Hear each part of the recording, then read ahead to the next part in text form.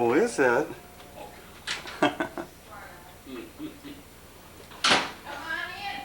Come on in, the water's fine.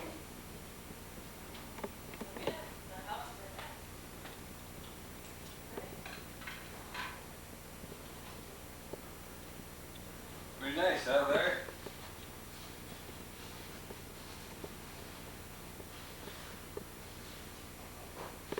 Pretty bare. Where are my tickets?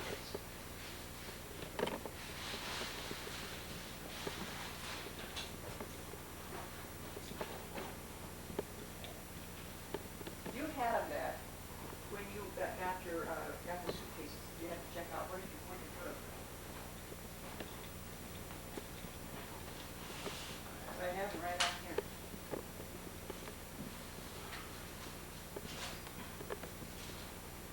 What are you looking for? My airplane, the tickets here. Oh. It doesn't matter much. Get you another pen. Well, I have another set here, but he took and when he needed to check out his luggage. Yeah, he had. Well, actually, yeah, you do want to use the same set, otherwise they'll charge point to point. Right. I'm sure we've got him somewhere here. Did he have a jacket on? Want to say hi? Hi. I don't know what you want me to say. I'm standing in my kitchen and a dishwasher. I think you might need that last day. Why don't you, I'm not in your trunk. What do you want me to say? Over. No. It must have been hot in the truck. Let's do it. huh? Well, do you like my candle? Yeah. It was hot in the truck.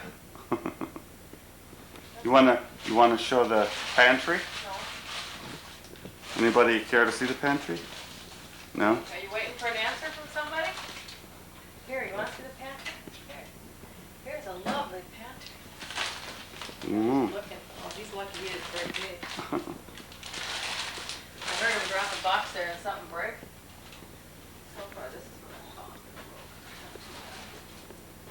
about. And this is Nina's bathroom. A vanity, a little bit of a short stool for her, but, and then the bathroom with a nice big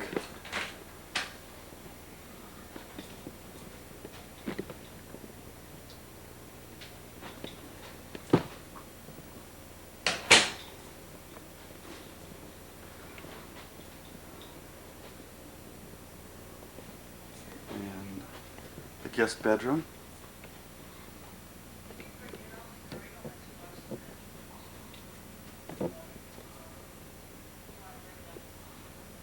And Nina's room.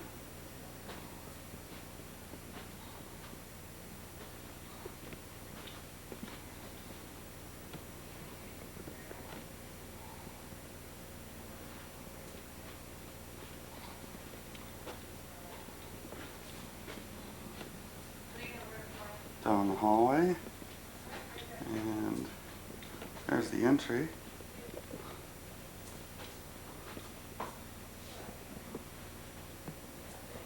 And walk into our bedroom here. And outside our window.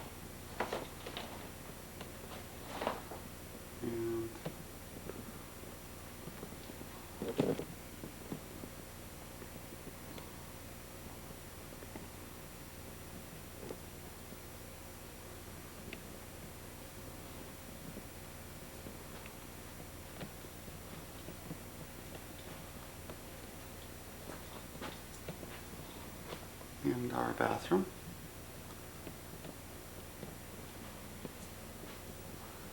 And the linen closet here. Another linen closet.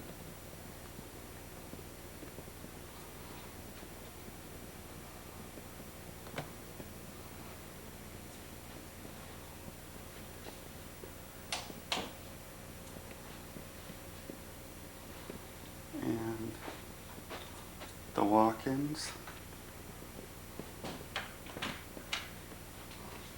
see the walk-in closet.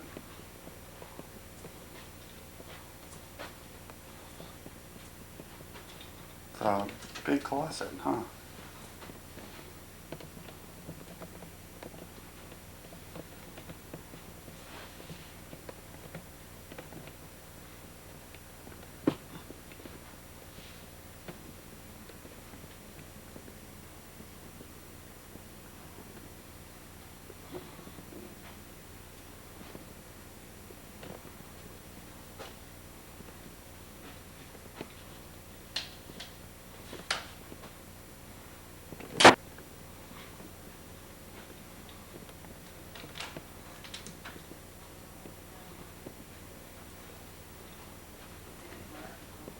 Well, these I packed myself. Oh, I did some stuff myself. It is nice to be here now though. Next Yeah. week for it. And God.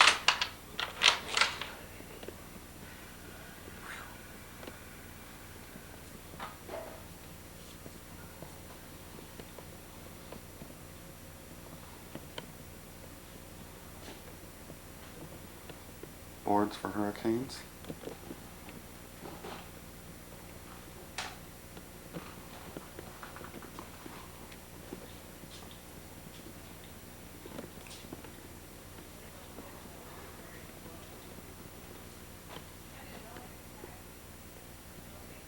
I had all the everything.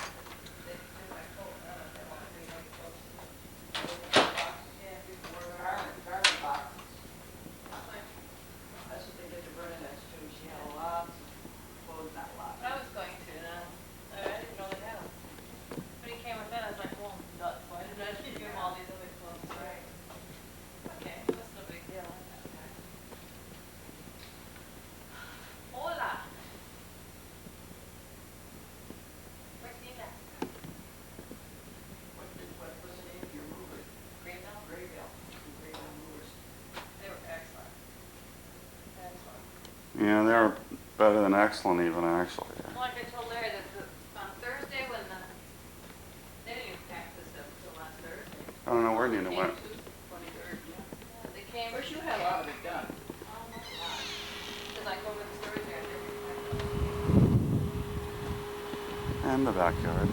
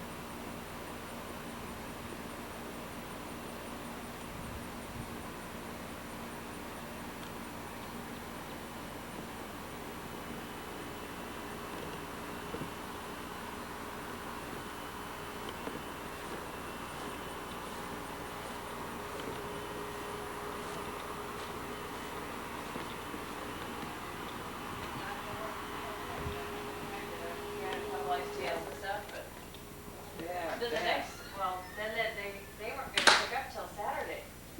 But then Friday morning, I was sitting home and I was just gonna kick back, cause I had a rough day the day before. He called, I'm 70 miles outside of Tucson, you care if I pick up today? I'm like, no, I don't care. And they, Bend down there, here it comes. I was like, not a word of complaint out of anybody. I mean, both instances, they weren't told everything. No. And neither one, not a one of them, not a dirty look, nothing. No bad remarks. Part of the job, you know, big deal. They were just so nonchalant about it all. Isn't that something? Oh. I mean, usually you get some guys that say, oh, this wasn't in the program, or this wasn't in the order. Yeah, they Then just, they really give you static. yeah, they didn't. They didn't get bent out of shape on anything. Like, oh, well. That's right. So, you don't have to take 40 days This or is 40 really good. nights. No, no. They get the idea. So, Okay, this is where I work. 652 North Sam Houston Parkway East, also known as Beltway 8.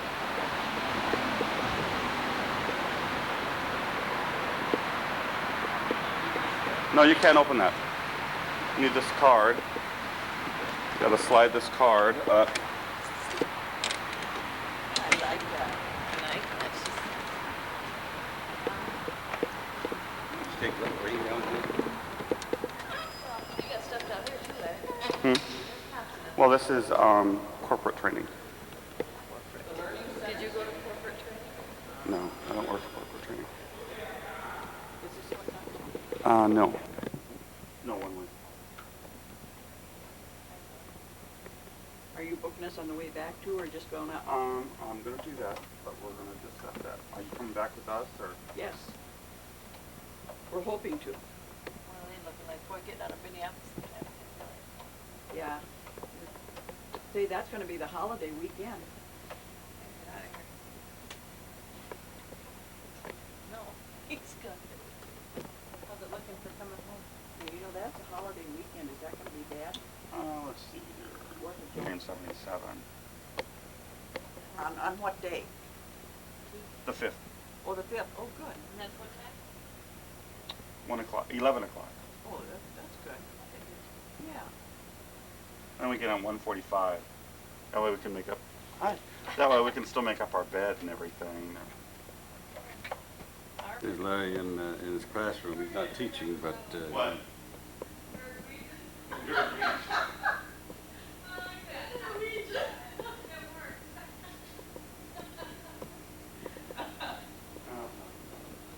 Now, do you have all these? This is my team teacher here, Judy.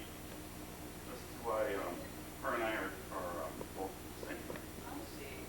And that's her two kids. Conroe, north of. Oh, okay, they live here in Houston. I mean, they work here in Houston. Yeah. Okay, now, do you fill all these here computers? Yeah. Oh.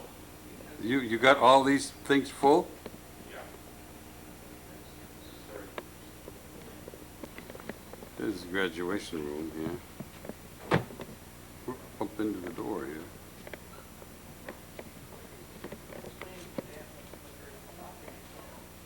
This is the room that we use for graduation.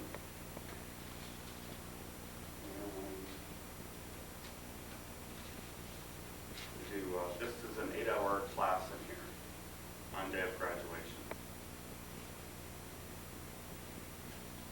That's a picture of But the we break airport this down then. into tables of 4 each.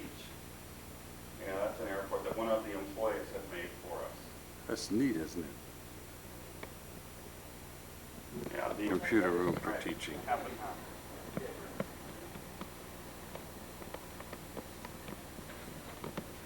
Guess who this is? This guy here. That's Bruce. I don't know your last name, but I know it's Bruce. We're doing a training module here. This is their lunchroom. No, not right now. Maybe sometime in the future. Now, where would you land in here? Is this In where? Rome. We're outside of flight. Oh. They fly out.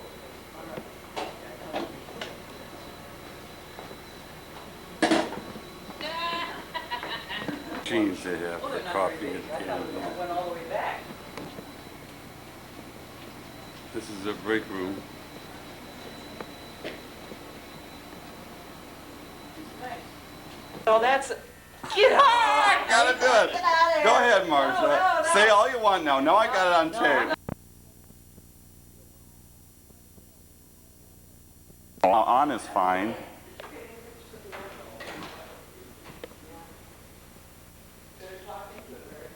Okay, this is the Beaver Creek Church in Joyce, Iowa.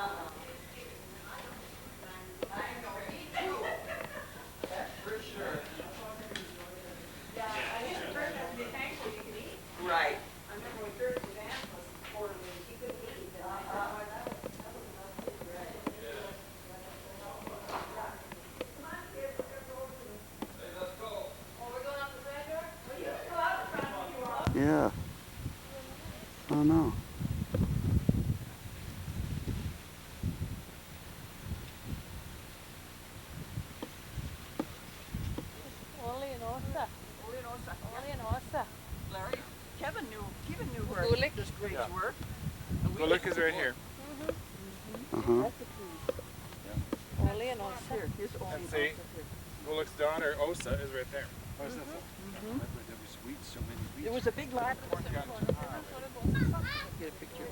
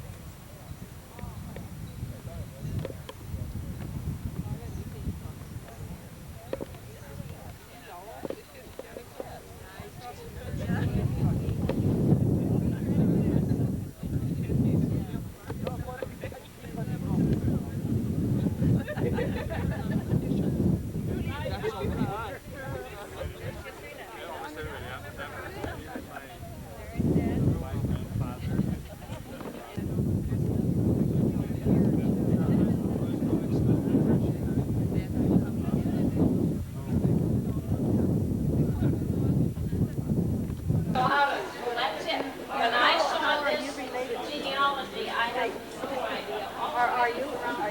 Oh, no, I'm not related to that. I'm commissioned, I'm a sculptor commissioner.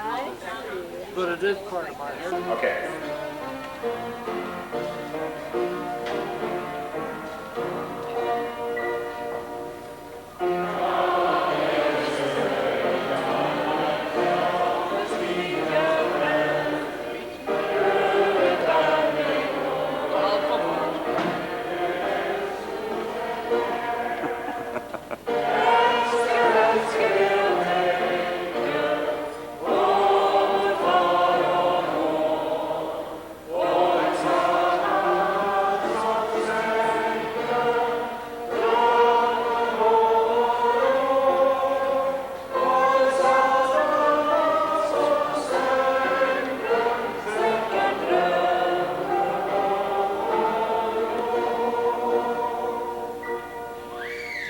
Thank you very much.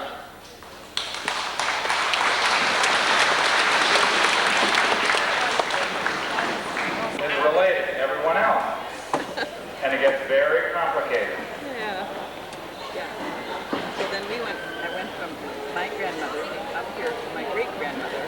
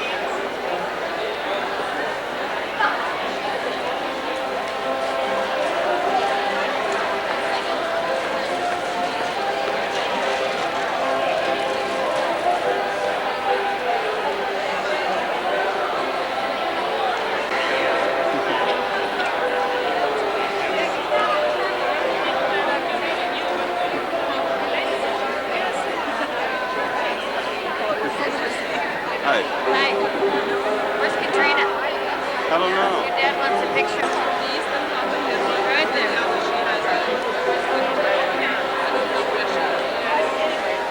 They're trying to, you should take some pictures of the Marines like your dad.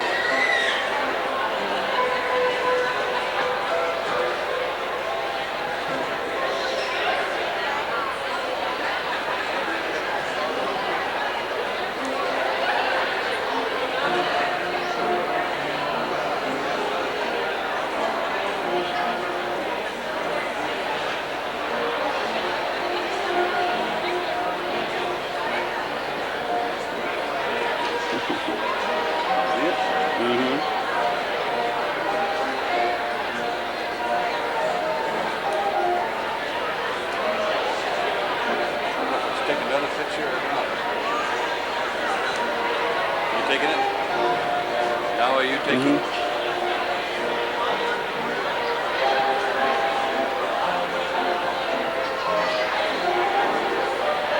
Careful though, don't fall.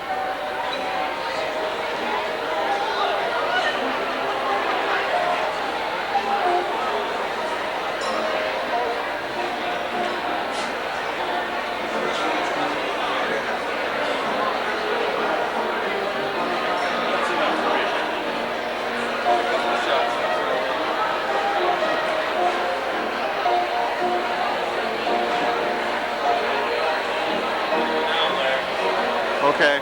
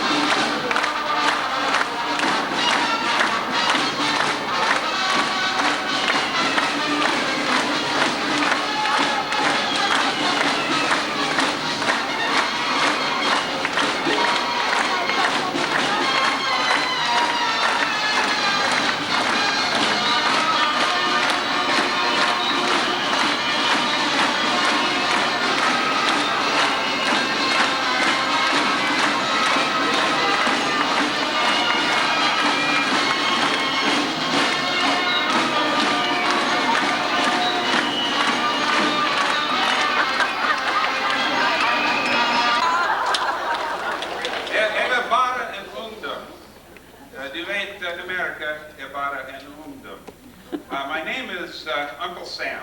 I was born in 1776. I'm 218 years old. So you see, I'm just a youngster. The country is very young. And imorgon är min geburtsdag. Tomorrow's my birthday. Hey, let's hear it for our country.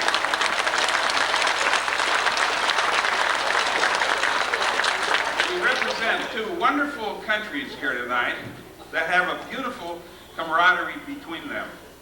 In fact, there are, I'm told, more Norwegians living in America than probably Norway.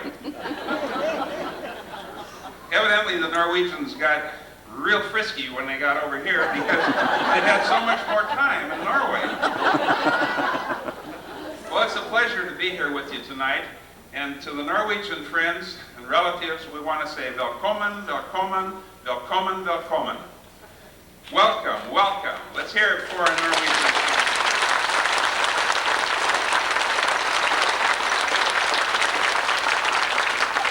We're very proud to be part of the Norwegian heritage, especially this last year when the Olympic Games were in Norway. Now wherever we go, we can really raise our chest a little higher because Norway was such a wonderful host to the Olympic Games. Well, tonight we have many special treats for us. Everyone involved in the program is related in some respect. And so I'd like each of them, as they come up here, to share just what their relationship is with us. Tonight, the first numbers are going to be by the Lake Mills Community Chorus, and they can start coming out. And they're under the direction of Virginia Thomas. I'm going to let Virginia take the microphone at this time, and it's your program, Virginia.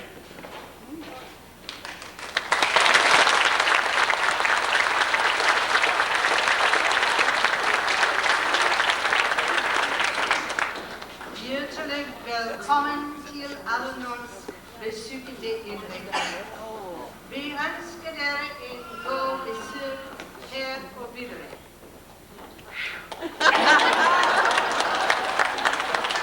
Heartfelt welcome to all Norwegian visitors in Lake Mills. We wish you a good visit here and elsewhere. And my relationship is, I am his granddaughter. My nephew is singing in the tenor section, and so that would be Knut's great-grandson. And so that's how we're hooked up, if you've been checking it out. We want to thank you for asking us to sing for your wonderful celebration of our heritage. We will begin by singing a prayer that asks God to bless all the people who have come to this country yearning to breathe free. God bless America.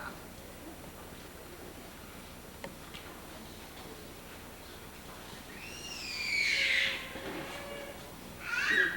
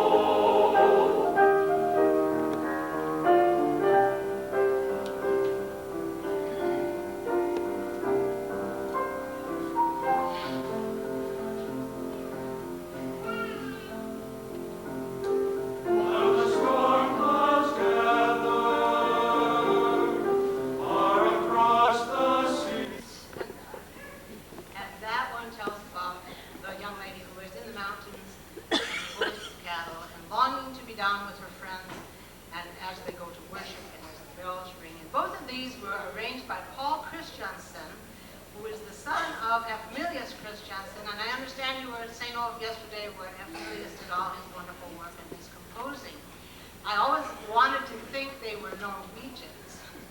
But you know, they spell their name with an E, so I suppose they're suspect. Are not really Norwegians. Our second song, we will sing, we'll cheat a little, we'll sing in English, and then our soloist BJ Herwig will sing it in Norwegian. But first, Austria me Austria.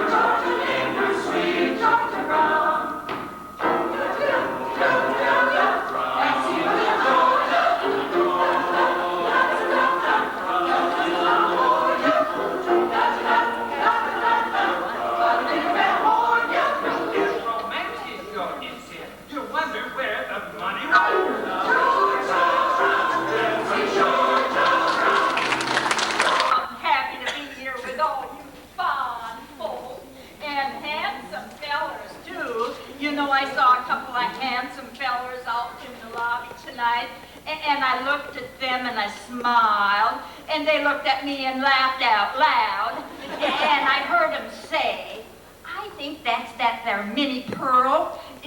I think she's been around about 100 years, and I bet she always is carrying on like she's from the country. I bet she don't know a goose from a gander. And I looked at them and I said, well, down in Grinders Witch, we don't worry about that. We just throw them all out there together and let them figure it out for themselves. Oh, we got a lot going on down there in Grinders Witch. Train runs once a week, and the river runs every day. And, oh, the other night we had a party, and all the fellers stood in a circle, and the girl in the middle. And the fellers either kissed the girl or paid a fine. I made $2.65. Oh, and you know, the other night my feller, he came over, and oh, we went and sat on the settee in the parlor, just him by me and me by him. Oh, it was so romantical, except for one thing. We got a tall clock against the wall, and it ticks so slow, and it's just like it's saying, take your time, take your time. I want one of them fast tickety clocks that says, get together, get together, get together. Oh, and you know, my feller, he didn't want me to come down to this big city of Lake Mills tonight. He just said, what if one of them fast city slickers would just run off with you? I wish they would. And then he said, what if one of them fast city slickers would just kiss you at the drop of a hat? And I said, I reckon I'd all the time be dropping my hat. Law, I ain't been kissed in so long. I don't know if you do it by sucking your breath in or blowing and all that. Oh, and then, we had lots of exciting going on last week. You know that Tom and Nancy Schimel? They got one of them newfangled oil stoves, and the thing blew up and blew Tom and Nancy clean out the roof. First time they've been out together since they got married. And then I saw that Dick Schimel tonight, and I said, oh, Dick, you're so thoughty to take your wife with you wherever you go. And he said, I'd rather take her with me than to kiss her goodbye. Have lots of fun now, you all. And now I want to introduce you to Ticklish Reuben.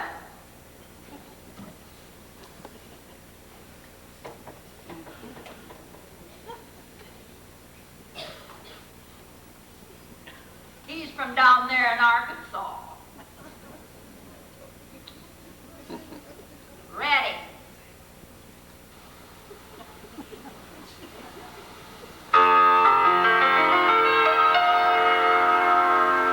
Oh, my name is Ticklish Reuben. I came down from old Vermont.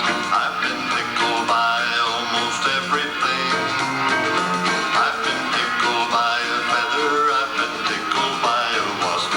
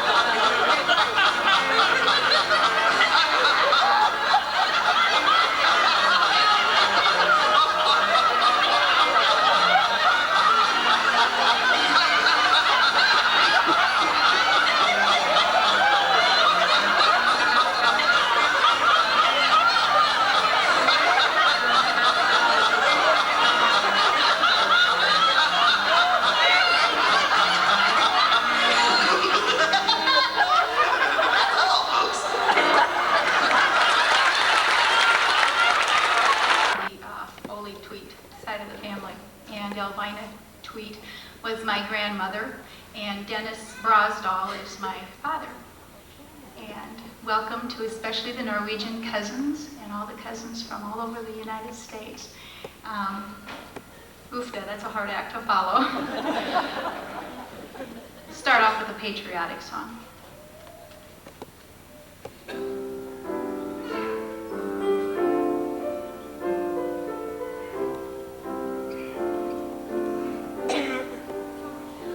We're a nation born of courage, conceived in liberty, with a noble proposition of true equality.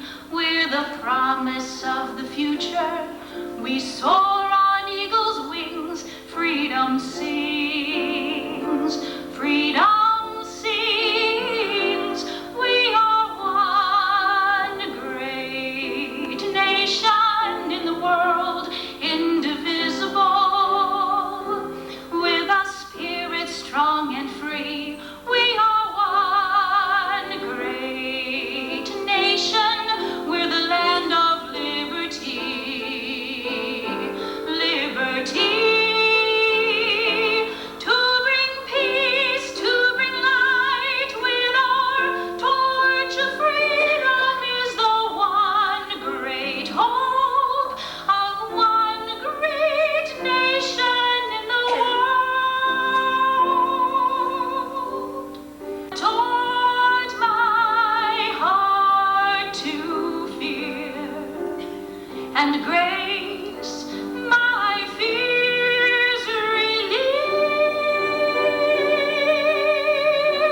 How precious did that grace appear the hour I first believed.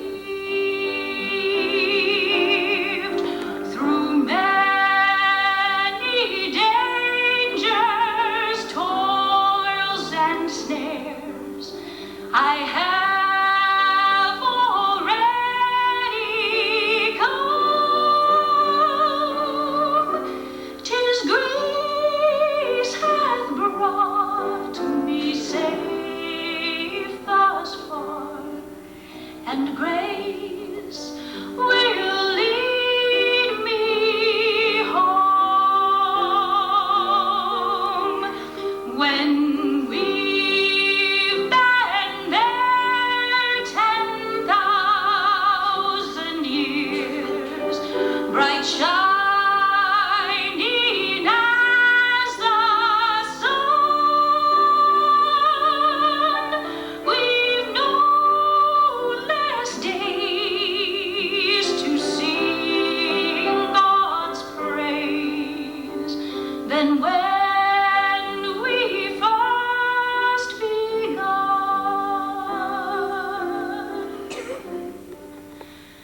Amazing grace, how sweet the sound that saved a wretch like me. I once was lost, but now am found, was blind, but now I see.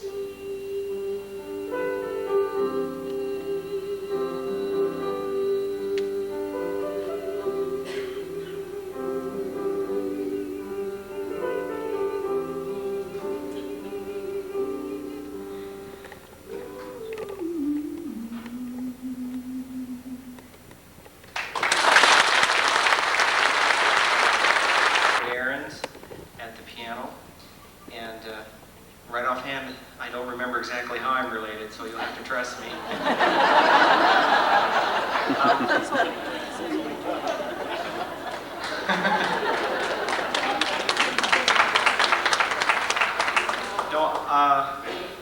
Tonight before I left, we practiced a little bit, and I left a very important part of my violin at home. So I have to make do with this. I don't normally use this, but tonight I will.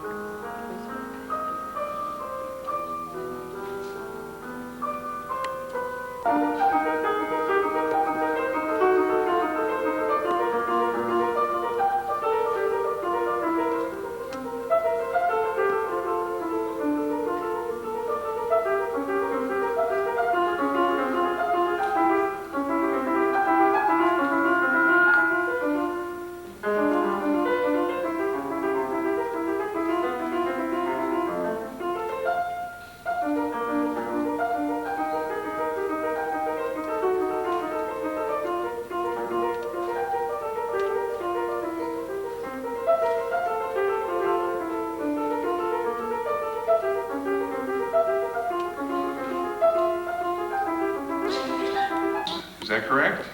Okay. And he has the willow flute here tonight, and he's going to tell us a little story about it. And this comes right from Treungen. Exactly. And as you know, your family is coming from Treungen, and that's in West Telemark. That's in the middle of South Norway, pretty far from the coast. So the influence and the impact from the more rural areas, or the more urban areas, I should say, has not been too heavy. So if you are interested really in tradition, you should really go and visit West Telemark and see how nice it can be, especially when you are talking about architecture, like also wood carving, rosemaling, and other kinds of craft, lefse baking, and also music. And one instrument that really is very simple in a way, you will maybe say primitive, is the so-called willow flute. The willow flute is made from, as I said, a willow tree, the bark of the willow tree, and especially the spring, or in fact only in the spring, the bark is slippery, so it's possible to get it off the tree. So you can make a cylinder. So this is just only a cylinder where you can blow in one end and get the sound out from the other. So no holes, in other words, like modern flutes, modern flute. I will play two songs for you, or two tunes. First, so-called hulling. That's a West Telemark dance that use just a specific scale, which I will explain a little in a moment, is used.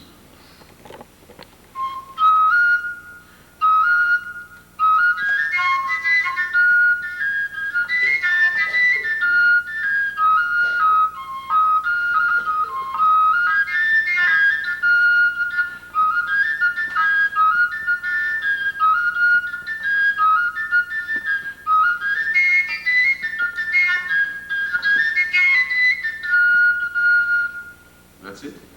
Thank you.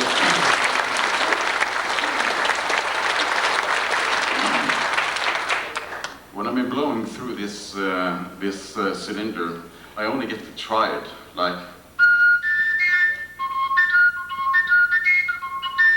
in other words, like bugle horns and things like that you have heard in the military, I guess, in the army. But if I cover the end of it, then I can get some tones in between. So I make a kind of a very special scale. It's not a major nor a minor. It sounds like that. Let's see now. I have to adjust it a little.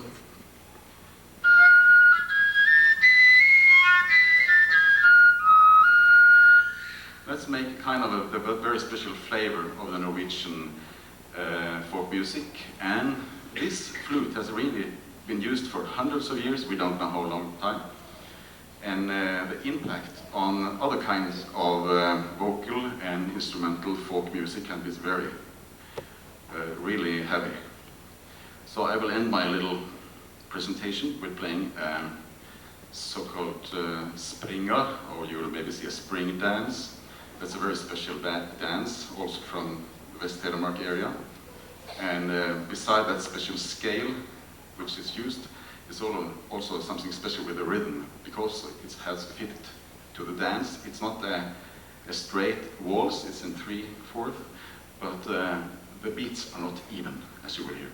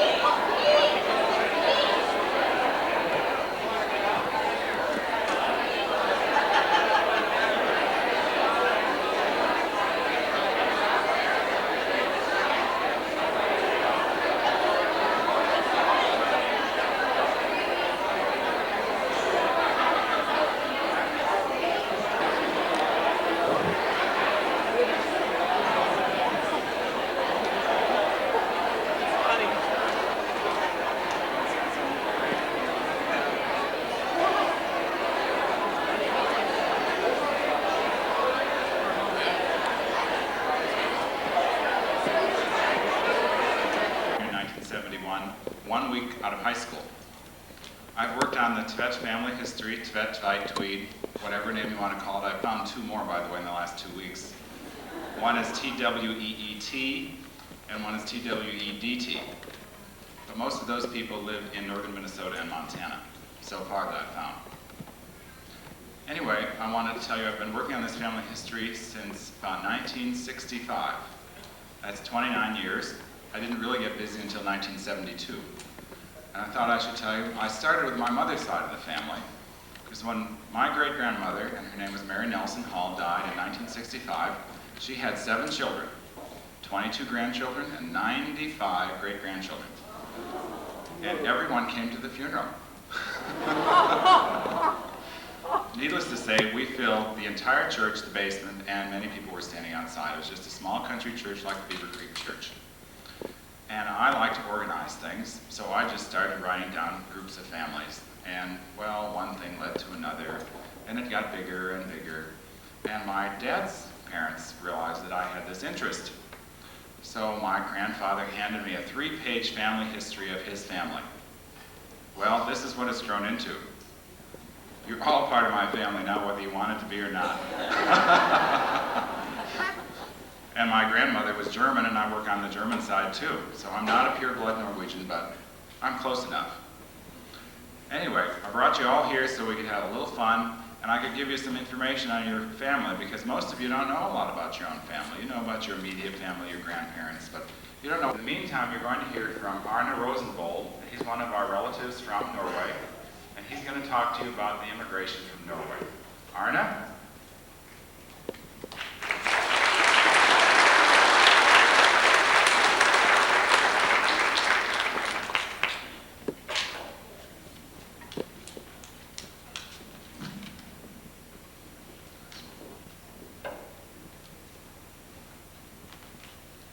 Dear friends and relatives, I am, as Kevin said, Arne Rosenvold. I'm son of Gunhild Tveit, who was born at the central farm Søgard in 1911. I'll try to tell you something about about the members of the Tveit family who emigrated some 150 years ago.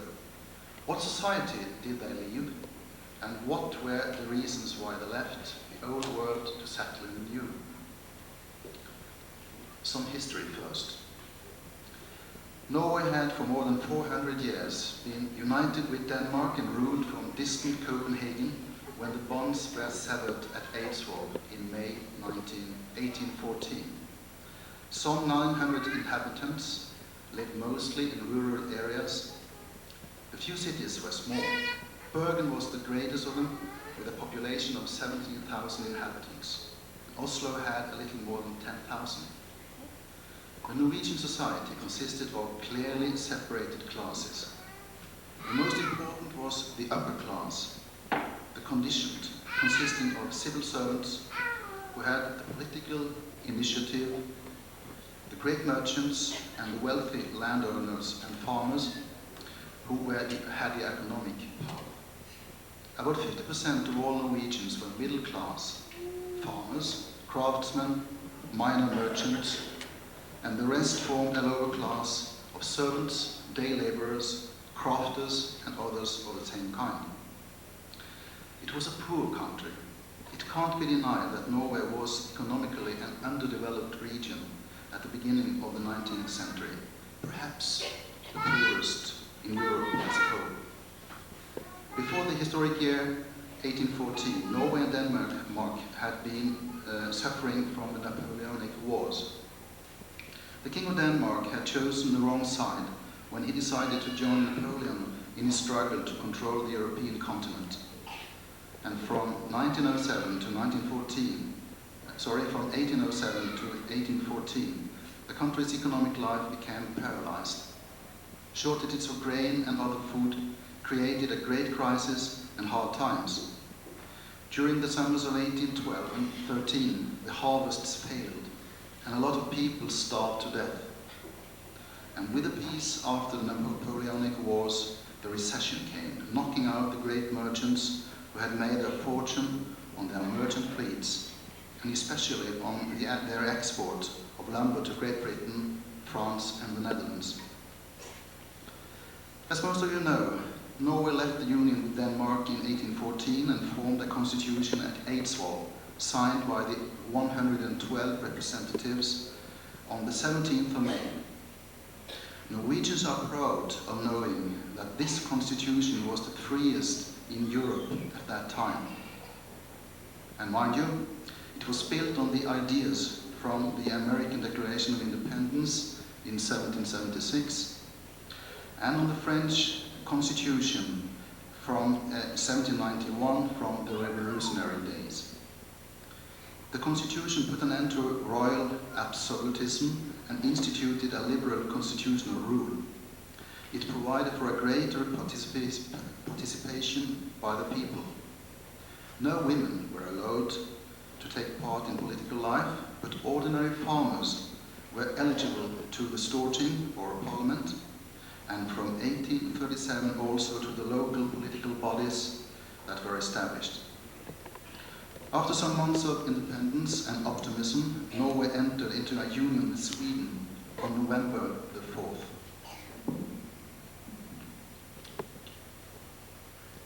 This time as an independent kingdom. And we kept our Grundlov, our constitution of the 17th of May, almost unchanged.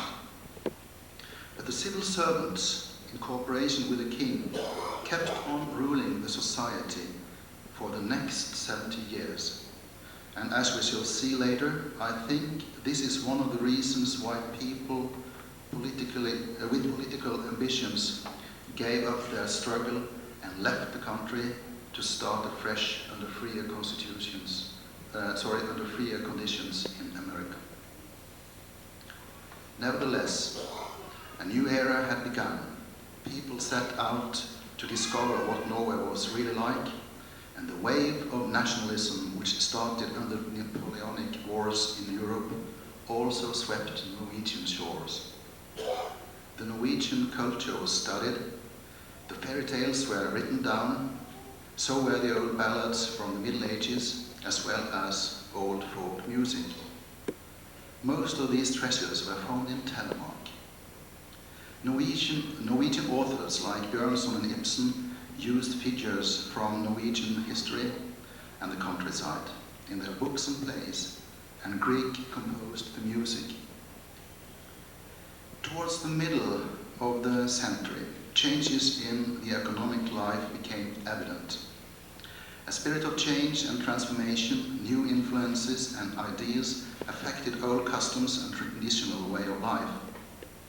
But on the whole, a barter economy in which almost all consumer goods were produced in each individual farm continued. But the Industrial Revolution was on its way, the cities were growing, and urban industries were increasing. At the same time, the old peasant society was slowly dissolving, weakened by the impact of the cities, new consumer goods, and expanding money reform brought about by financial self-interest and influenced by economical liberalism. And the bonds to the established church were weakened as well. The pietistic lay movement that came out of the Hauge revival indicated a general resistance to the authorities. As I mentioned previously, most Norwegians lived in rural surroundings, and so did your forefathers. The most important feature of the inland, bygd or township was its isolation. Coastal and fjord districts had ties by water with the rest of the world, but in the heavily forested, mountainous areas of Norway, like Telemark for instance, each valley or district had remained a separate unit for centuries. Variations in dialect, costume, traditional foods and customs gave evidence that medieval seclusion here survived far into modern times.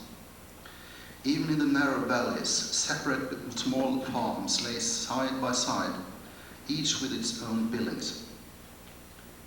The individual identification was with the family and its native homestead, where generation after generation had lived and died.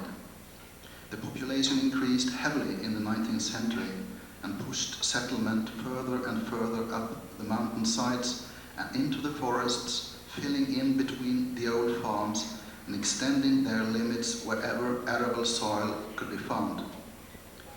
This fact creates another reason why people left. No more farmland was to be found. Life on the farms of each bygd or grend, as we call it in Norwegian, was to a large extent self-sufficient too. Each homestead not only produced much of its own food or clothing, but also supplied many of its other needs. The farmers took their building materials and fuel from their own woods, made their own wooden furniture and implements, forged their own tools from crude iron, and cured their leather. Local craftsmen and women made leather shoes or tailor garments for the family from local materials, or baked a half-year's supply of hard bread, or flatbrød, as we call it in Norwegian. Within such bygder or hamlets or rural districts, each farm unit maintained its social separateness.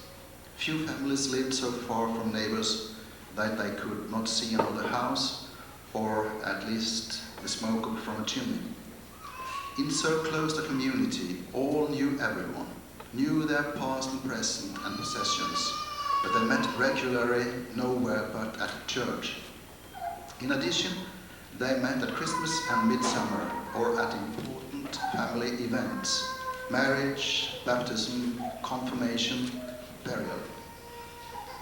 In remote areas, the minister might be in charge of 3 or 4 churches, and therefore he was not able to hold services more than perhaps once a month.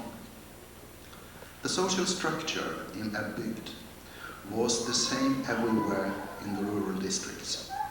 The state-appointed Lutheran minister was the number 1 in his district.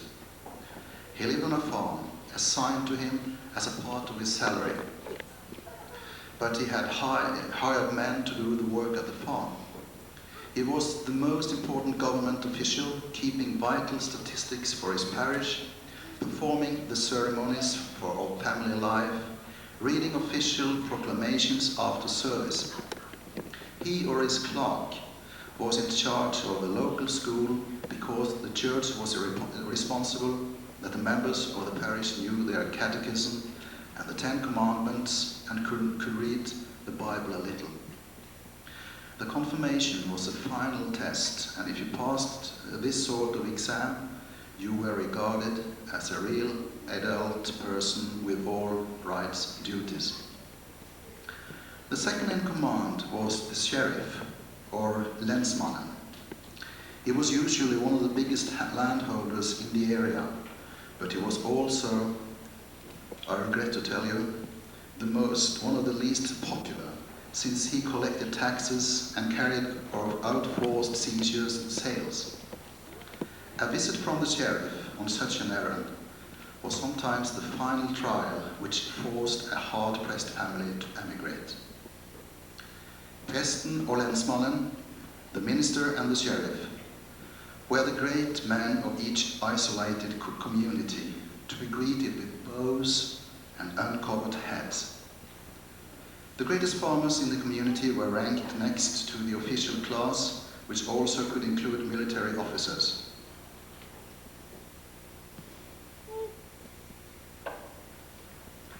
Their families had often held the same farmsteads for centuries, and their traditions and loyalties were bound to these and their native valley. They owned farmland, forests, mountain pastures, and fishing rights. Some freeholders stood below them and owned tiny plots. These were forced into other economic activity, especially during the long winter, fishing or forestry, sometimes handicrafts. Still lower in the social scale came husmen, the crofters, landless men who had traded their labor for the right to put up a hut and clear a little farmland of somebody else's soil for cultivation. They generally had to work a stipulated number of days a week for the landlord. They cultivated their crops the way they thought best in the little time left. At the bottom of the rural community were the servants and laborers who hired out for a year for a small amount of cash, a few articles of clothing, and for free lodging. Practically, the only local employment available to sons and daughters of crofters and small farmers was service on a larger farm. It's obvious that for crofters and for servants and land laborers, an America with opportunities for all must be the promised land. And if they could produce the money, they left by the scores. Norwegian emigration began on July the 4th, mind you, 1825, when the sailing of the sloop Restoration from Stavanger to New York took place, and the sailing ship reached the port on October the 9th. On board were 52 persons in the beginning and 53 when they finished their voyage.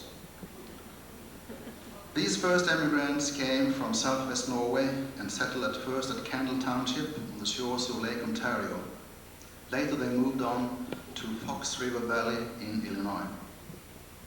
But these pioneers were not followed by great waves of more emigrants from Norway. Regular emigration started in 1836. It's interesting to be able to point out that emigrants from Telemark were real pioneers. The first decade from 1836 to 45, almost 70% of those who set course for the New World came from Telemark. The first 40 years, from 1825 to 65, 80,000 people emigrated to America. After the Civil War, the great exodus began, and during the next 50 years, almost 700,000 Norwegians took part in overseas crossing. The peak years were the late 60s and the 14 years from 1880 to 1894. On the average, 18,900 Norwegians left annually, or 10 out of every 1,000 inhabitants. It culminated in 1882 with more than 28,000 Norwegians traveling to America, a number that exceeded the natural population increase that year. But where was America? How did they know of the promised land? The arrival of news about America was an important factor in starting immigration from the districts. This news often supplied the final incentive to leave. When emigrants returned for a visit, they told about the opportunities over there. But far more important were the America letters. Letters that Norwegians wrote home to family and friends in Norway. These letters created a positive picture of the new land. They told about freedom and equality. If you are known to be a decent and honest man, you will be as much respected as the other, farmers and craftsmen, just as much as merchants and officials, the letters would tell. The letters also gave advice and guidance to people who had in mind to come to America. And so the letters were copied and sent from farm to farm, and many of them were printed in newspapers. And then we have the America books. The first guidebook was the true account of America for the enlightenment and benefit of the peasant and the common man. It described the country, explained its institutions, and gave practical advice about the journey and the adjustment to American life. The author's conclusion was, "From everything I have seen so far, the industrious farmer or craftsman as well as the respectable merchant will soon acquire a sufficient income in America." Another well-known guidebook was Pathfinder for Norwegian Emigrants to the United States and Texas. Some emigrants were informed by agents from steamship companies or land or labor companies. I have given you some reasons why they left, and here are some more. Struggle against want, poverty and hardship, and a desire to escape political and religious constraints and class prejudice were among the most important reasons for immigration. The emigrants hoped for social betterment. This hope could mean different things to different people. Into it were woven strands of religious dissent, escape from personal problems, adventure, a dream of political freedom, but economic advantage counted for most. To the first Norwegian immigrants, this was synonymous with the ownership of land, the only basis of social prestige which they thoroughly understood. Ideals of liberty and equality had undermined the old religious duty to be content with the lot one was born to. But the distribution of privilege, resources and esteem was still determined by birth. And the number of inhabitants increased significantly in the 19th century, thanks to better health conditions, vaccination, and more and better food. But the potatoes saved many lives. But the opportunities to cultivate more farmland lacked, because most of the tillable soil was already in use, and the industrial society had not made its impact on Norway. In the middle of the century, the first factories grew up in Christiania, but jobs in the towns were scarce. And when the big mills and factories started their production, most people in the vicinity of a city sought employment in an urban environment. For people in a remote mountain community or in a distant fjord area, the city seemed far away and dangerous, so they left to be farmers on the prairies instead. Small farmers and sons of independent farmers constituted a large emigrant group to which the Tveit immigrants belonged. But also lower social groups in the country, people from the crofter class and agricultural laborers were well represented among the immigrants, especially after the 1850s. New as early as in 1837 was how unevenly it affected various districts as it moved like a dangerous disease from the coasts to remote mountain valleys or, for instance, Telemark. The spread of this fever could in some cases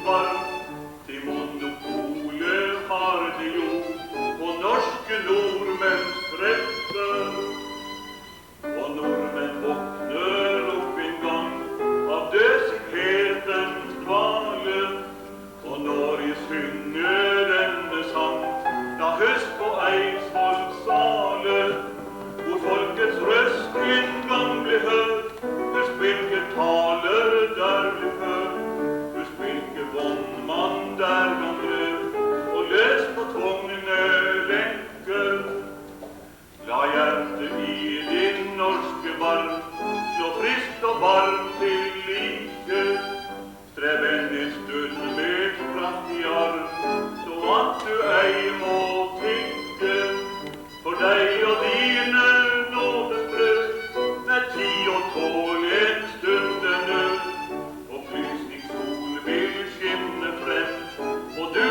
seier vunnet.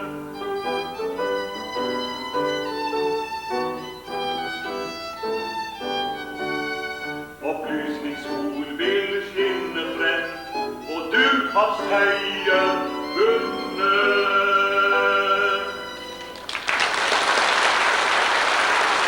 Between the old world and the new. It proves, in a way, that blood is thicker than water. This reunion must not be the one-time happening, but the first, or rather, the second step to a more thorough relationship between us and you. Thank you.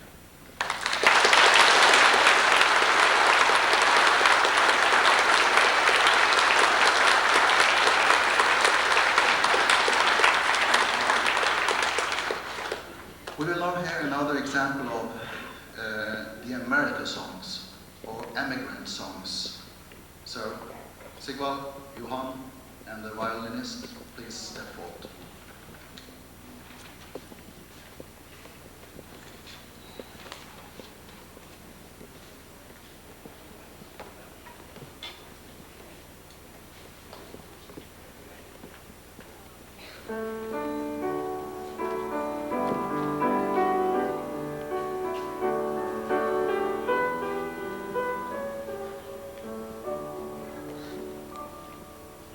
Jeg født i en hytte hvor maten var knapp, hvor jeg sjelden fikk spise meg mett.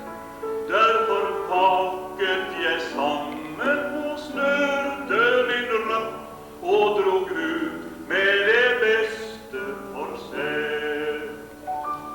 Hva jeg minnes fra hjemmet hurtig fortalt, som en mare jeg lenge det var. Ennå minnes jeg mismotets djevel og alt, som i et nattlyst i bærjolle tar. Nu kom atter en rekke av motgangens år, da vi dro oss i gatene hen. Uten mål eller yrke så ble våren kår å forlate vår hjemlige grend.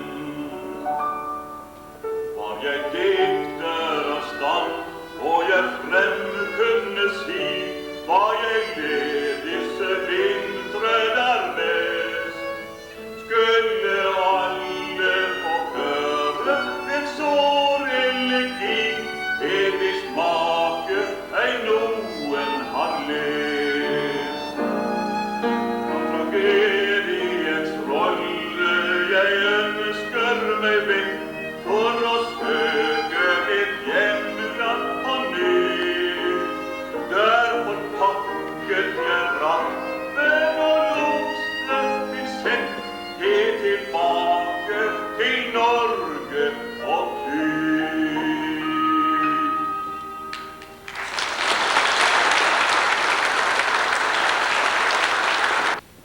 Thank you very much. I hope you enjoyed that as much as I did. I haven't heard it before.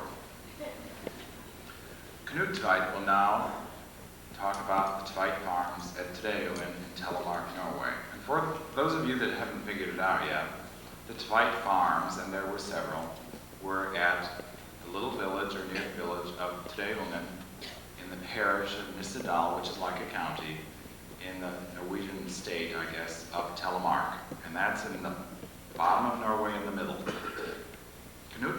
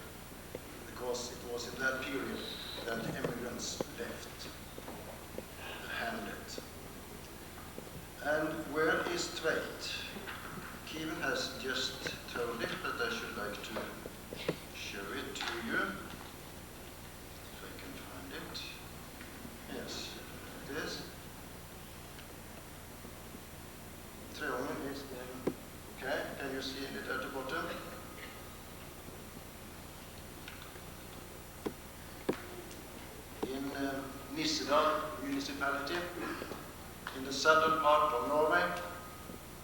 As you may know, Norway is a country at the edge of Europe, just under the North Pole, somewhere. And you may see that Norway and I has approximately the same figure, you may see there.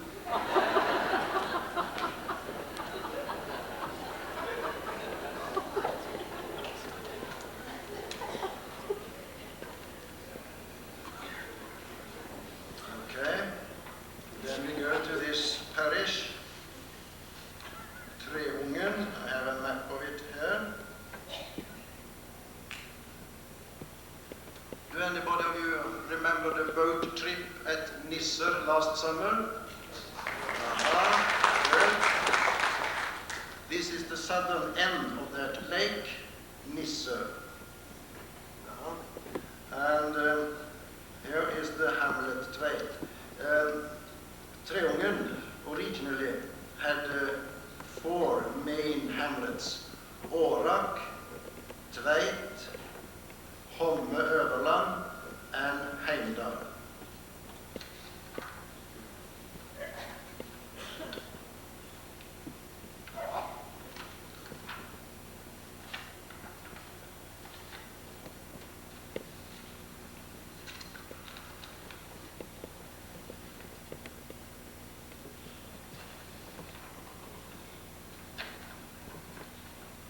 Maybe you should come and help me, fellow. You offered my help, and maybe I should. Could you please? There we go. Hello.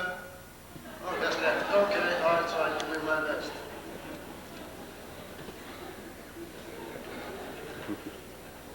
This is a map of Tveit. Here we have the farm Oppistog, Oppigard, Norgar, Sögar, there we go.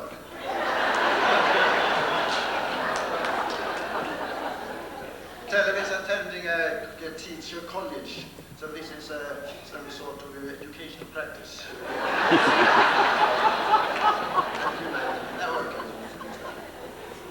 And, okay, we'll work together.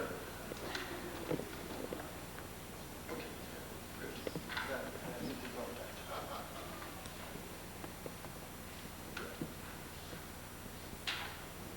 Not so easy. Okay. These 7 farms: Uppestad, Uppigard, Norgard, Sögar, Uttestad, Jore, and Ekrone. Okay, put it under there. And I have a teamwork with Philip Ramsey up there. Could you? Okay, I put off this and this is the Norgar farm. This is the Jore farm. This is Uppestad farm. How do I do this? Is it possible? Oh, good. Good. This is Uttestad farm. This is Sögar farm, where I was born 100 years ago. Yes, Tele was born there too, some later. And this is Ekrone. And maybe that's all. Yes, that's all. Included in these 7 farms, there were 3 cotter allotments. A cotter, or a cottager, or something like that, is a man living with his family in a cottage on a farm, obliged to work on that farm for a certain number of days a year. One example for a cotter Tveit, he had a duty to work 3 weeks on the main farm, and his children had to herd cattle for 3.5 weeks. I'll show you the cotter allotment named Apperåsen. That's picture number 8. If you please. Oh. Yes, you must trust me. That's Apperåsen.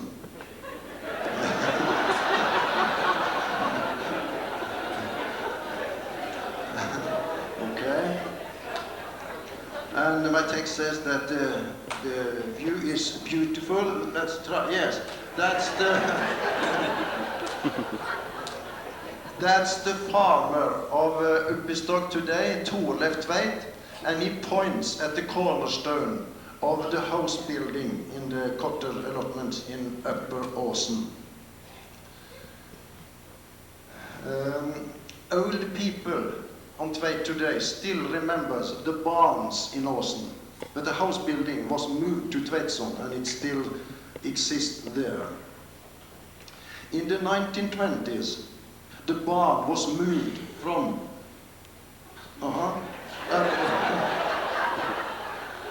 Upper Åsen to Uppigard. Could we try picture number 10? Is that available on the... Yes, good. You see at the left of the barn, that has been linked to the Uppigard barn, and that came from the Upper Åsen. Lower Åsen, this Kotter allotment belonged to Utistog. And some years ago, the owner of Utistog today, Olav Tveit, found remnants of the brick wall. Could I have a picture number 11? Yes? Can anybody see Olav Tveit there? He points at the brick walls of the remnants of Lower Åsen, Kotter allotment. Olav's grandmother, Ingeborg Lia, born in Utistog 96 years ago. Picture number 12. She recently told me that she still remembers when the house building of Lower Åsen was torn down. So it must have been around 1905. She don't remember the barn. And Lower Åsen had a beautiful view too. Let's try picture number 11. Is it? Yes, it's beautiful. I can assure you that. I have some word to say to my photographer when I go back to Norway.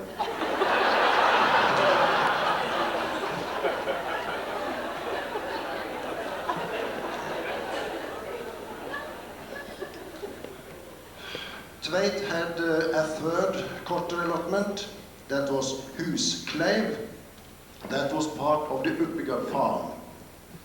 And shall we try picture number 14?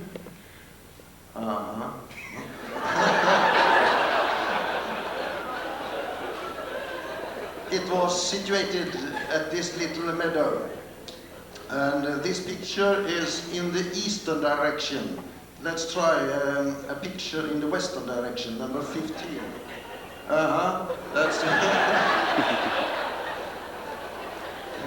You see, I do not owe any slides, so I could try it before, but you must use your imagination.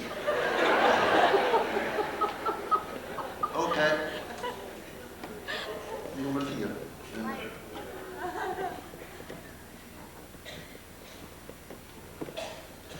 Here are the emigrants from the Tveit farms. Emigration into America made an end to the Kotter system at Tveit. I have, I think, 145 persons emigrated from Tveit in the period from 1850 up to 1950. Maybe we have descendants from Åsen and Huskleiv here today. Do anybody of you know your ancestors in Åsen? Okay. I know you are. It's the history of these 7 farms during the main emigration period, 1850 to 1900, I now will concentrate on. First, about the age of Tveit hamlet. How old Tveit is, we do not know. The oldest written sources goes back as far as 1395. These sources concern the Tveit church, and consequently the farms must be older than 1395. The church was built on Sögar's ground, so maybe Sögar is the oldest farm, if not the oldest. Number 16. This is a drawing of the last church at Tveit, torn down in the 1860s. And this, number 17, is the oldest picture we have of Sögar. And probably this is the oldest farm at Tveit. Let's look at the development of the hamlet from 1 to 7 farms.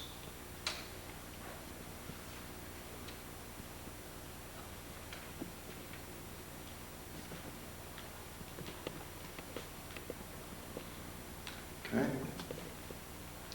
Most probably, Tveit was originally one farm, the farm number 33. And even today, all the Tveit farms have the same farm number, 33. We do not know when this farm was split, but there can be little doubt that Tveit, for quite a while, consisted of 2 smaller farms, Tveit North and Tveit South. Ancient remains clearly indicate this. The organizing of the fishing and hunting rights and the summer farms are all linked to Tveit North and to Tveit South, even today. And 2 of the farms have North and South in their names even today. Norgar, that's the northern farm, and Sögar is the southern farm. So maybe these 2 farms are the oldest at Tveit. We do not know when these 2 farms were split even more.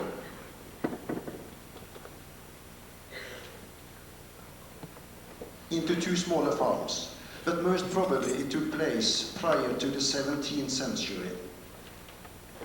We know for sure that at the end of the 17th century, Tveit consisted of 4 farms, 2 Tveit North and 2 Tveit South. And later, these farms were even split once more. And we know when, why, and how 3 of these farms were split even once more. Roughly speaking, it happened during the first half of the 19th century. And for economical reasons. You see, Ekrene is the only farm who has not been split. So this farm is twice as big as the others. So since 1840, the main hamlet of Tveit have had 7 farms. So now we have to look closer at these farms. And I'll concentrate on 2 factors, economic and cultural conditions. How many acres? During the reunion in Treungen last summer, many Americans asked me how many acres. They were very interested in the acreage of the farms. I didn't know, because the acreage is of less importance in Norway than in America. Because most of it is unproductive, it's mountains, slopes, etc. But today I have really prepared my lesson as usual.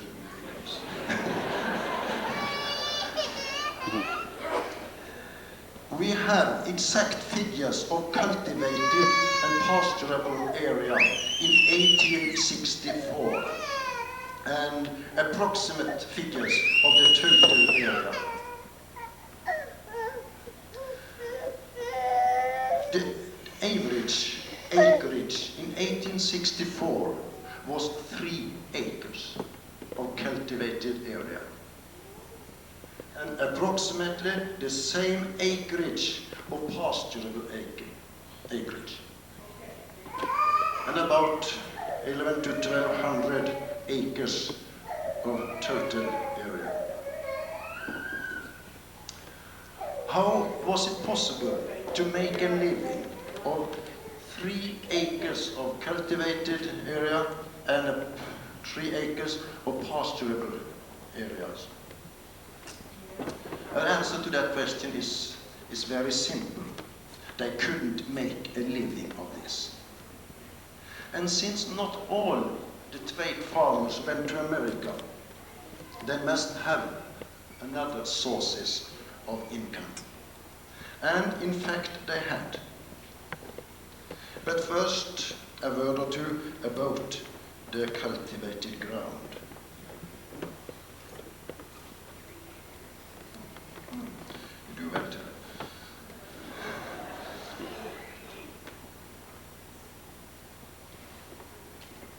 The cultivated ground was used to grow grain and potatoes and some hay for the horses.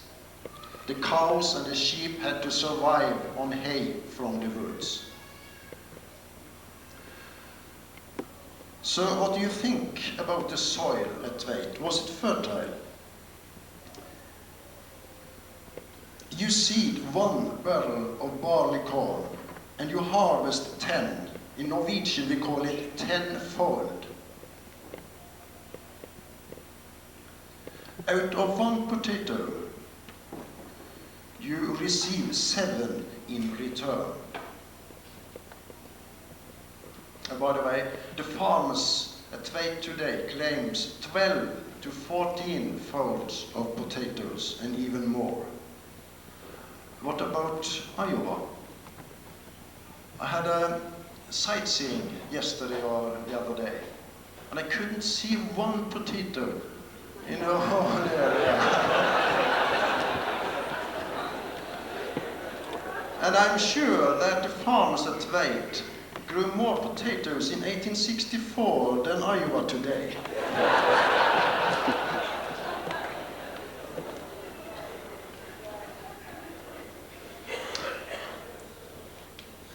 Then we have a look at the farm animals.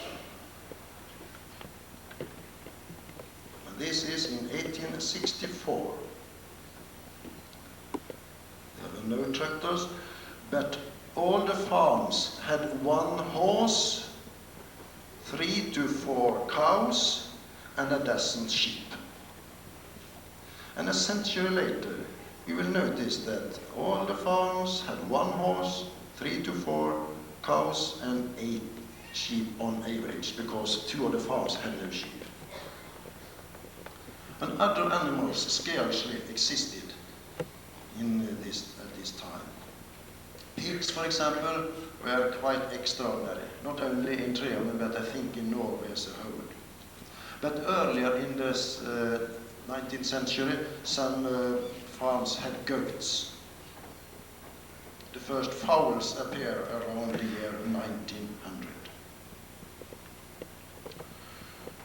From where did the Tveit farms get the food for their animals? And particularly for the most important farm animals, the cows. Okay, Philip, you show this beautiful cow. No. Sorry. There it is. This is a Telemark cow from 1870 with the impressive name, the Pride of Telemark. So if you have a girl and you don't know what to name her, maybe you could call her the Pride of Telemark. And where did a beauty like this and her cow friends have their food?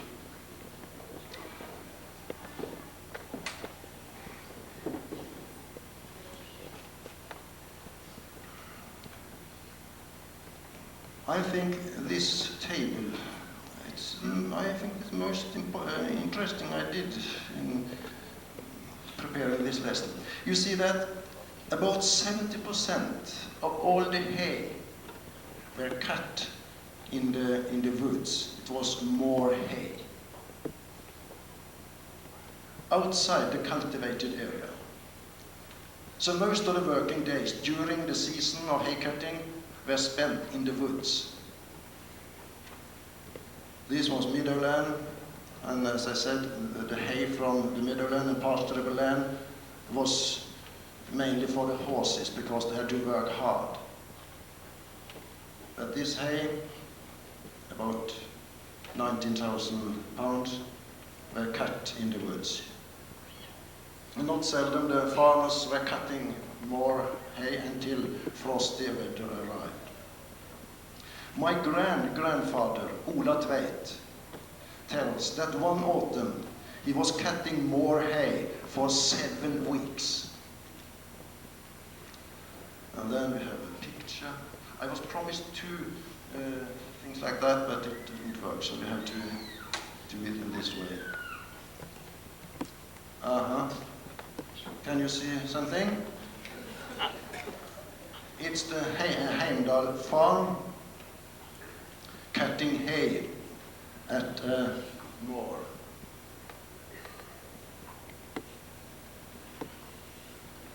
Most usual, 2 men were cutting the grass, and 1 woman was handling it, raking it, making it dry, collect it, and so on. And the next picture,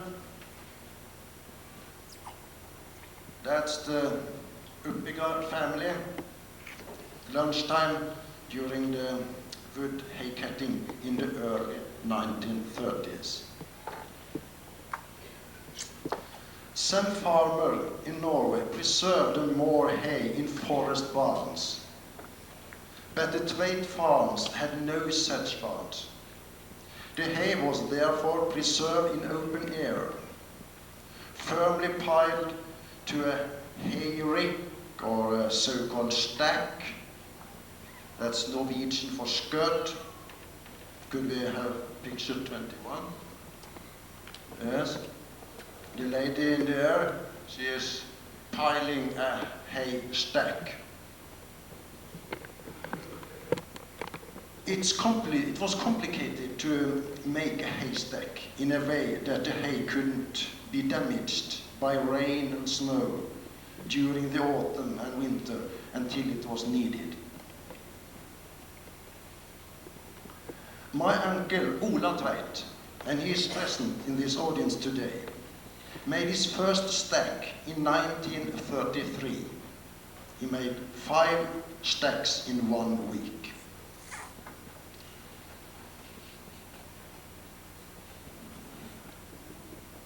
And I refer to him for further details of stack making.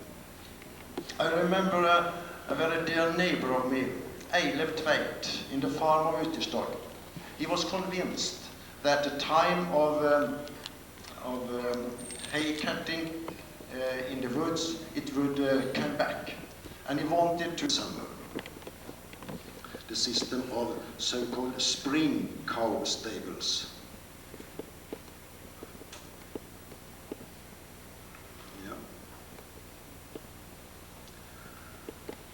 I have tried to make a cow stables outside this area, the so-called spring cow stables. It was not before 1913 that each farm at Tveit had its ground just around the buildings. Before that time, the grounds were spread all over the hamlet. We do not know for sure. It could be a picture from another direction of Ekrunestad, but maybe this is Uppigard Sögardstad. Before we leave the area of Håkstad and Fjellstad, I would like to show you another beautiful small lake, the Älvdals Lake.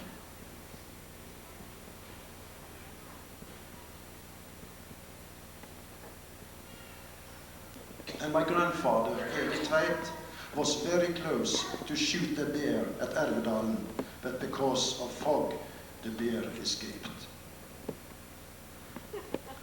As you may have seen, the woods were very important for the Tveit farmers. It offered pasture from early spring to late autumn, and it provided the farmers with hay supply for the rest of the year. And the wood gave food for the people. Moose, wood grouse, black grouse, and white grouse. Fish lacking utility, but because of your ancestors neglecting school.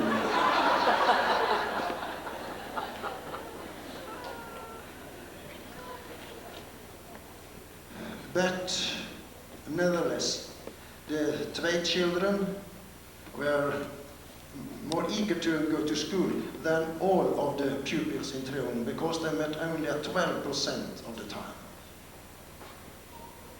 This means, in Treungen as a whole, that only 1 to 2 pupils out of 10 met at school daily. Somebody had to help them and had to sign a document.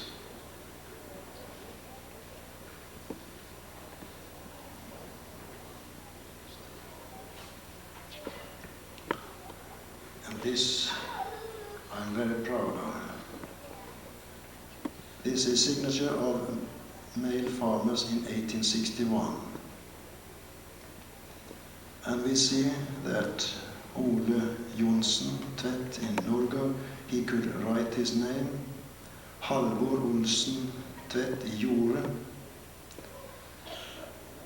Ellef Olsen Tvedt. Torkjell Halvorsen. Egil Ormsen. And Sven Gunnufsen.